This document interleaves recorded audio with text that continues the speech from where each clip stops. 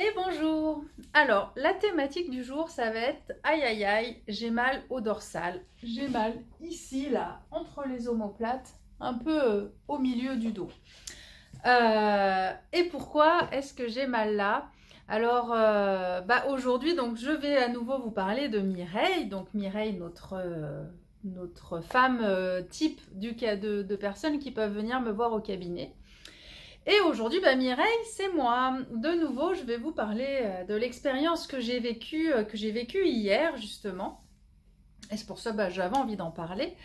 Donc, j'avais une douleur que j'ai là, donc au niveau de l'omoplate gauche, là, mais vraiment au niveau de la colonne, au milieu, là, voilà, ici. Et cette douleur, je l'ai depuis plusieurs mois, suite à une chute que j'ai faite à la danse avec une copine sur un porté où on est tombé. Et voilà. Et donc depuis, j'ai fait, là j'en suis j'ai fait ma deuxième séance d'ostéopathie. Et en fait, je me rends compte que ça ne passe pas. Et du coup, justement, hier où ma copine me demandait comment ça allait, hier matin, je lui dis, j'ai toujours mal. Il va falloir que je prenne rendez-vous avec mon collègue Hugues pour qu'il m'aide à réfléchir sur quelle émotion est cachée derrière ça. Parce que si ça passe pas comme ça après 2 séances d'ostéo, si ça avait été uniquement dû au traumatisme de la chute, traumatisme physique, ça aurait dû passer. Voilà, j'ai entièrement confiance en mon ostéopathe, en Gladys, donc il n'y a pas de problème. Donc si la douleur est toujours là, c'est qu'il peut y avoir quelque chose d'autre derrière. Donc voilà, j'étais prête à appeler Hugues. Et puis bon, la journée passe. Et comme rien n'arrive jamais par hasard et que souvent en tant que thérapeute, on sait très bien que les personnes qu'on voit en soins nous font souvent réfléchir à nos propres stress, à nos propres expériences, à nos propres vécus. Donc voilà, il se trouve que la dame que j'ai vue le soir avait aussi cette douleur vraiment au même endroit que moi. Donc on a identifié la vertèbre et du coup pour elle, ce que je n'avais pas fait pour moi, ce qui est bien dommage, j'aurais pu le faire plus tôt, mais bon c'est comme ça, c'est que je ne devais pas être prête à entendre ce message. Donc je suis allée chercher quelle est la symbolique de cette vertèbre. Donc en l'occurrence c'est la 6e vertèbre dorsale. Et donc la phrase qui va avec cette vertèbre, eh bien, c'est je me sens incomprise.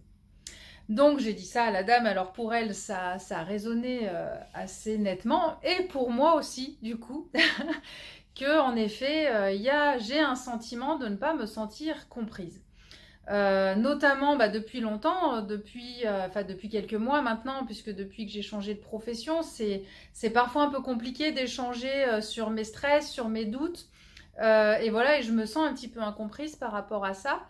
Et je me suis aussi sentie incomprise suite à cette chute qu'on a faite donc avec cette copine, qui finalement s'est très bien passée, enfin c'est très bien terminé, parce que tout va bien, mis à part quelques petites douleurs qui restent plusieurs semaines après.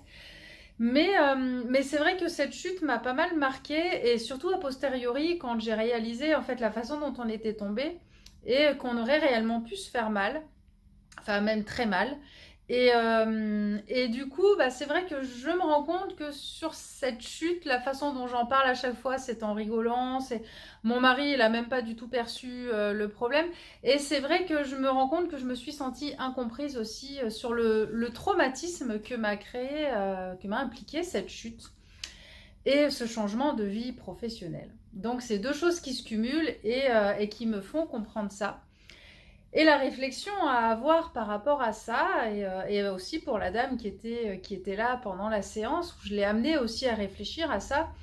Quand on se sent incomprise, l'idée c'est de se dire mais pourquoi est-ce que je suis incomprise? Pourquoi est-ce qu'on ne me comprend pas? Et la question principale c'est est-ce que j'exprime suffisamment ce que je ressens? Voilà. Donc en l'occurrence, pour répondre pour moi, la dame fera son chemin, elle verra, elle me répondra à cette question peut-être si elle en a envie à la prochaine séance. En tout cas, moi j'ai fait ce cheminement pour moi, et il est clair que non, en fait, je n'exprime pas réellement ce que je ressens. Si on parle de la chute, c'est vrai que je l'ai toujours donc expliqué et raconté plus ou moins en rigolant. Donc la personne ne peut pas comprendre à quel point ça m'a marqué et stressé. Et concernant mon travail, c'est notamment vis-à-vis de mon mari, où je sais qu'il est impacté par ce changement professionnel, ça a impacté notre vie personnelle.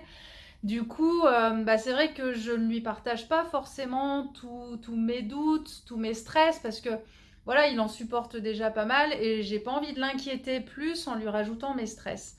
Donc, du coup, je ne suis pas honnête, en fait, forcément, avec mes besoins et avec mes demandes. Donc, forcément, l'autre en face ne peut pas comprendre ce que je ressens puisque je ne dis pas vraiment ce que je ressens. Donc, du coup, c'est une démarche à faire qui va être, pour moi en tout cas, peut-être pour vous aussi si vous vous reconnaissez dans cette situation, c'est de savoir exprimer. En fait, si on veut être compris, il faut être capable de dire, d'exprimer concrètement, réellement ce dont on a besoin. On a toujours l'impression que l'autre va comprendre ou que l'autre doit se douter mais en fait non. C'est comme si on était branchés sur des radios différentes et on n'est pas forcément sur le même canal. Et on peut nous penser quelque chose et penser que l'autre va le comprendre, mais pas forcément. Si je peux vous donner un autre exemple pour illustrer ça, qui nous a fait bien rire avec ma mère il y a 10-15 jours, là où on s'est retrouvés en camping-car à l'occasion d'un salon.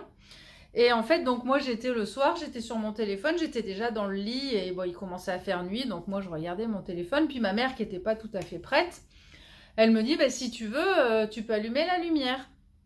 Donc moi, complètement naïvement, j'étais sur mon téléphone, je dis non, c'est bon, je n'ai pas besoin de la lumière.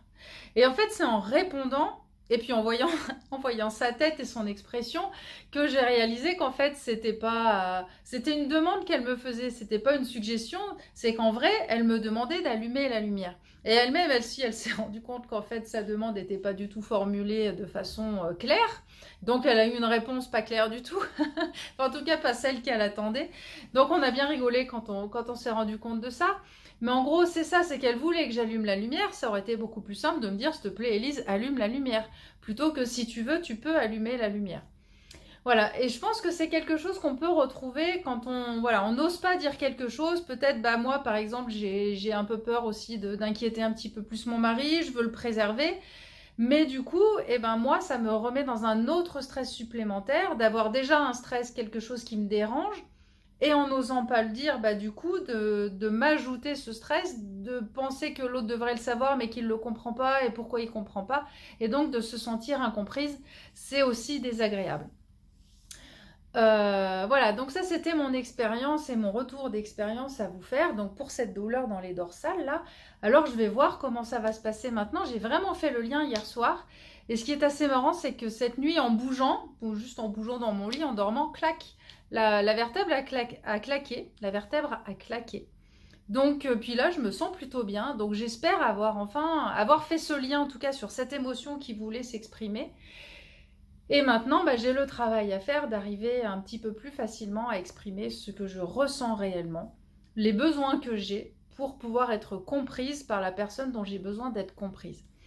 Et puis si je m'en réfère aussi aux fleurs de bac, si ça peut vous aussi vous aider, les fleurs là qui me viendraient, ce serait aussi de prendre Agrimonie, puisque Agrimonie c'est la fleur de la sincérité, c'est de s'accepter tel qu'on est, d'accepter aussi nos défauts et de se montrer vrai en fait. Parce que voilà, par exemple quand je parle de la chute en rigolant et que c'était marrant, si je dois dire la vérité, non, ça m'a fait peur et voilà, ça m'a stressée. Et du coup, Agrimonie amène à ça, à être honnête à la fois avec soi et avec les autres. Donc ce serait intéressant de prendre Agrimonie pour pouvoir dire réellement ce qu'on pense et pas faire semblant que. Et puis peut-être l'arche aussi. L'arche, c'est la fleur de la confiance en soi.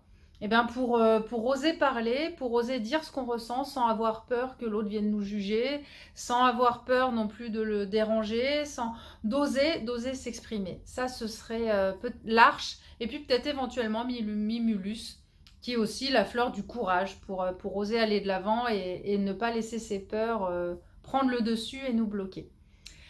Voilà, alors c'était mon petit retour du jour. Je vous redirai, peut-être si j'y pense dans quelques temps, si j'ai toujours mal à ma dorsale ou pas. Et puis si vous avez mal à ce niveau-là, peut-être vous aussi essayez de réfléchir. Est-ce qu'il y a une situation dans laquelle vous vous sentez incomprise? Et dans cette situation-là, est-ce que vous avez l'impression de réellement exprimez clairement votre besoin à la personne qui ne vous comprend pas. Voilà, bah écoutez, je vous souhaite une excellente journée et je vous dis à bientôt.